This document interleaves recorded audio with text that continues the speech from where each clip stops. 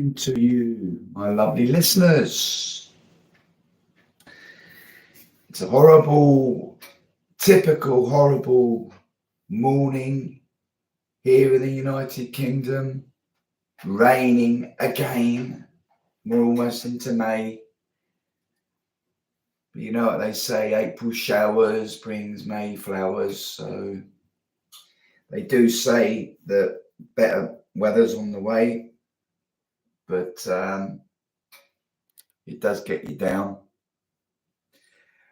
But anyway, here I am, nice and relaxed, with my coffee to hand, sitting in my conservatory, looking out on my lovely garden. Anyway, okay, let's get on with it straight away. Let's crack on. How to punch really hard. I mean, we're talking about putting people down. There's a lot of criteria that goes into that. It's not just one single thing. It's the conditioning of the boxer. It's the skill of the boxer. And it is an inherited. It's something that's just in there, in your genes, and not the blue genes. It's just there. It's in your DNA.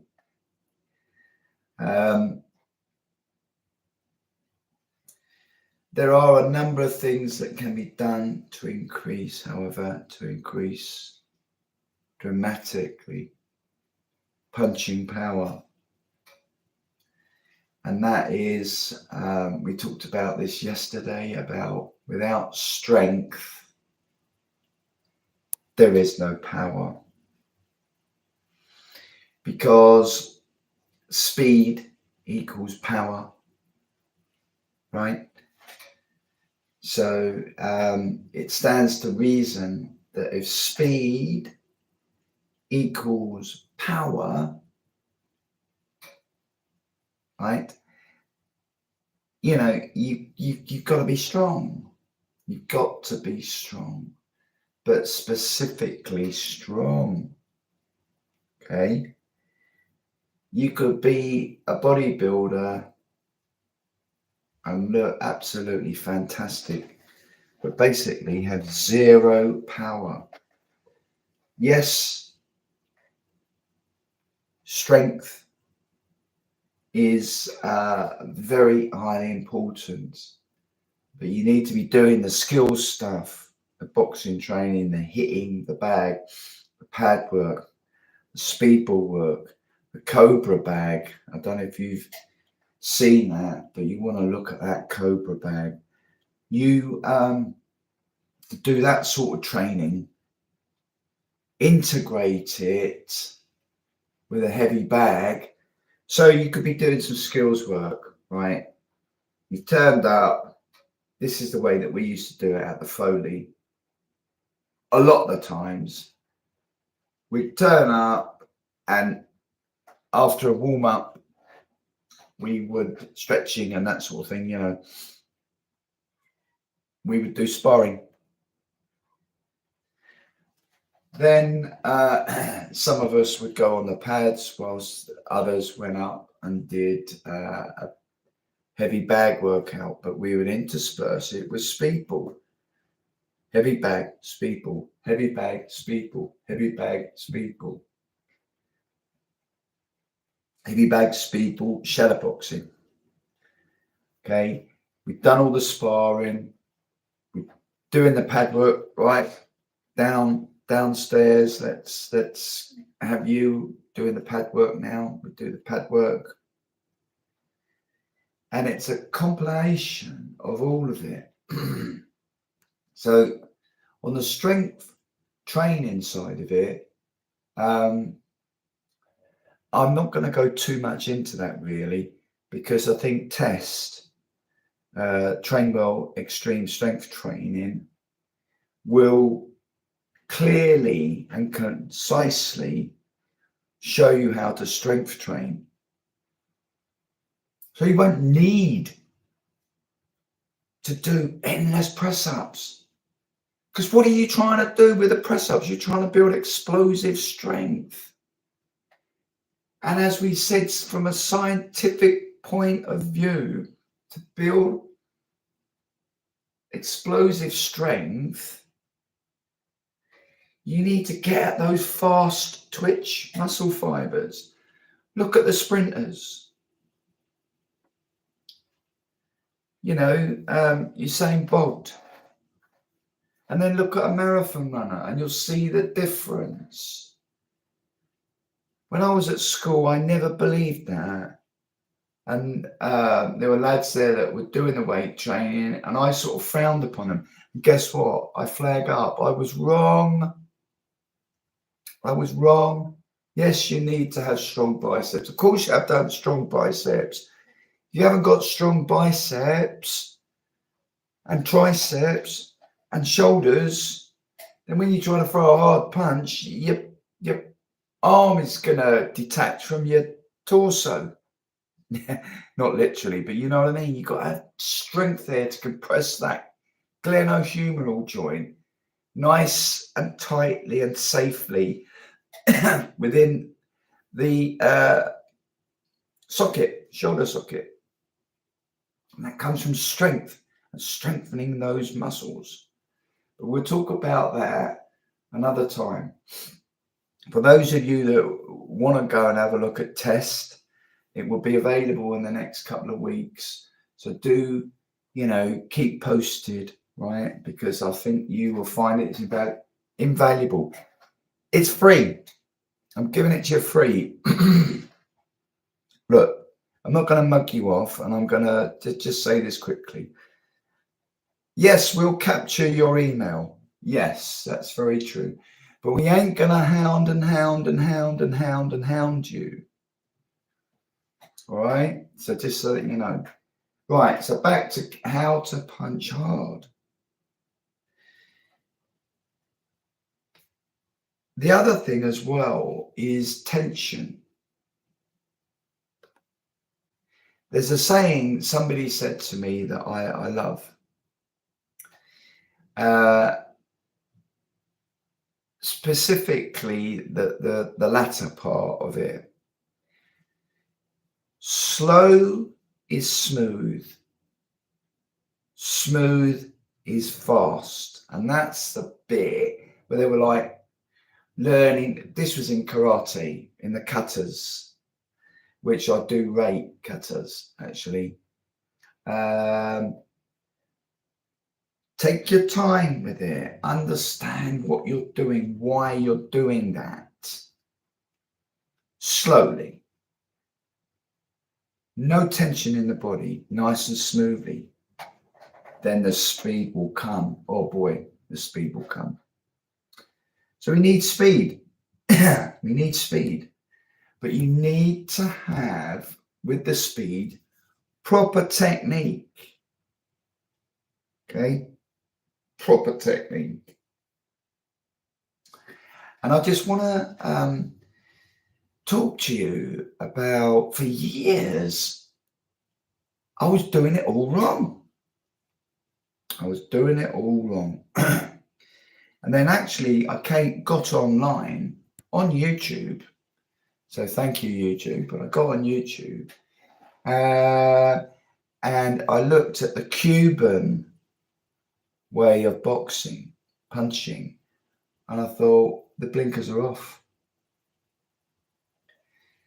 They tell you in precise, concise detail how to slip, how to roll, which puts you into the body leverage to really be able to bang hard, really be able to punch hard. So let me give you like an example. I will tell you where to go, refer you to the place to go at the end of the chat. If you want to, you're an orthodox fighter, means you're standing in left stance, and your opponent is an orthodox fighter standing in left stance. Let's just keep this easy, all right? I don't want to start saying, oh, southpaw to orthodox, southpaw to southpaw, and all that. I just want you to get your head round what I'm trying to explain to you. So let's suppose you want to slip the jab and crack a shovel hook, lead shovel hook, left hand lead shovel hook into the body. This is all about foot placement. Yes, I know the traveling in bit, but we'll come to that. All right, just bear with me. So on all punches, jab, cross, hook, uppercut, overhand, whatever, the front foot remains static. Yes, you step in and travel in, yes. But when I say static, is it does not rotate. The front foot remains planted. You have to have that connection with the ground to enable the kinetic chain, to what's the words? To do its thing, But you know what I mean? The front foot remains static. It doesn't rotate, in other words. Yes, it travels in when you step in, yes. It's all in the rear foot that rotates. That's what rotates. So your front foot is static. Yes, it travels in and all the rest of it, but it doesn't rotate. That's the point I'm trying to get across to you.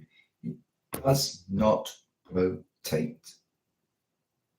Okay.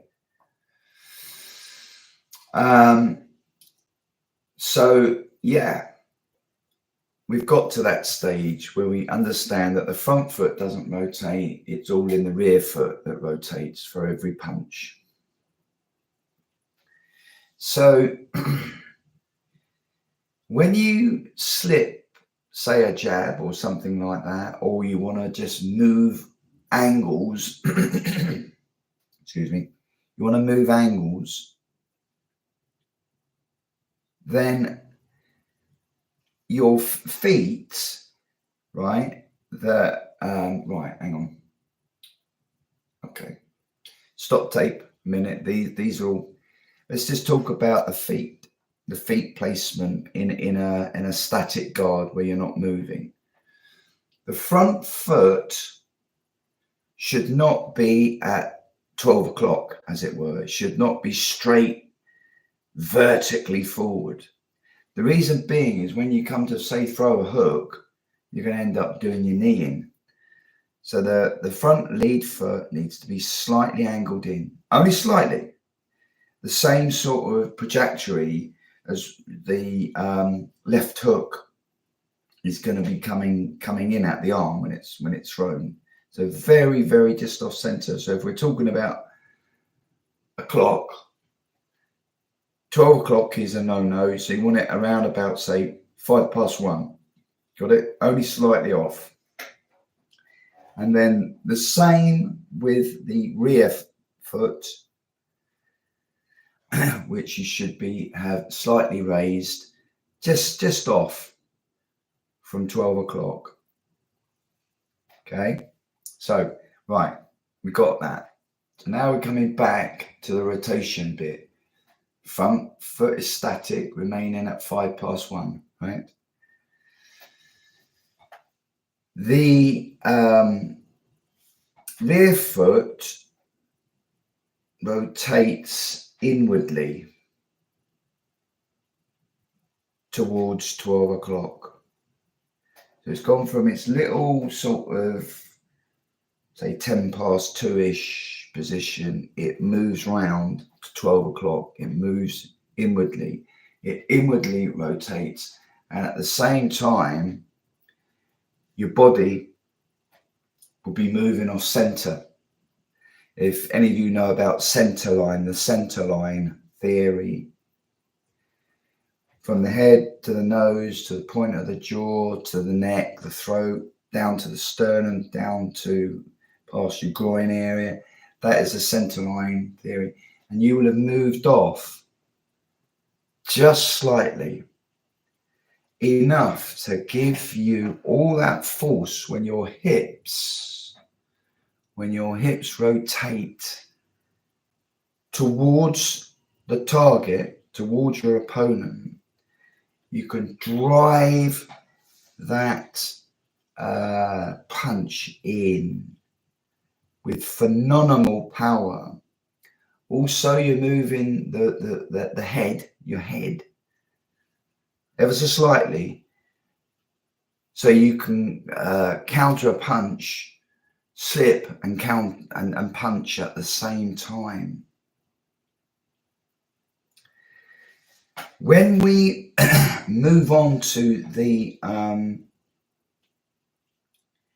jab or the lead hook, this is done exactly the same principles and theories.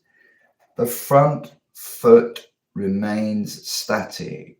Yes, it travels in and steps in with punches, yes, but it does not rotate. This time, the rear foot, you're on slightly on the balls of your feet to enable rotation. You rotate externally outwards. Okay, that is it's a hip external rotation. So you externally rotate outwards to, let's keep using the clock face analogy, to about 3:15. So the foot goes round from that sort of 10 past 2-ish on guard position. It twists round externally, okay, to 90 degrees, 3:15. And you let the jab go, or you let the hook go. Okay? And that is where you get phenomenal power. Phenomenal power. Especially when you make impact and you sit down on what they call in the boxing game, sitting down on the punches. When it makes impact, you've driven the power up from the ground. The rotational forces, and when you make impact, you drop the torso down, so the power goes back down into the ground. And that is the way that you punch. Excuse me, splitters, but you can punch fucking hard. So we've talked about strength and power and speed. They're all related, closely related, and you need each one of those. You need a relaxed body until the point of impact. You need technique. And the last thing that you need is true commitment. True commitment. And this is highly important. It's no good pulling the punch, is it? And thinking, oh. What's your opponent trying to do? They're trying to take your head off. So it's who takes the head off first that is ultimately gonna win the fight. Yes, there's mental toughness, physical toughness, bottle guts, etc. But most will go down if they hit hard enough. Okay, so there we are. Oh, again, you see, 20 minutes. I have been recording this, looking out in my garden, supping on my coffee, and completely unawares of where the time's gone. I hope you lot listening have really enjoyed it. I really, genuinely do. You know, if you find it tedious, boring, you know, let me know and I'll try and make improvements. Otherwise, we'll have a chat again another time. This is Cliff Graves from Trainwheel Boxing. Ciao for now. Bye.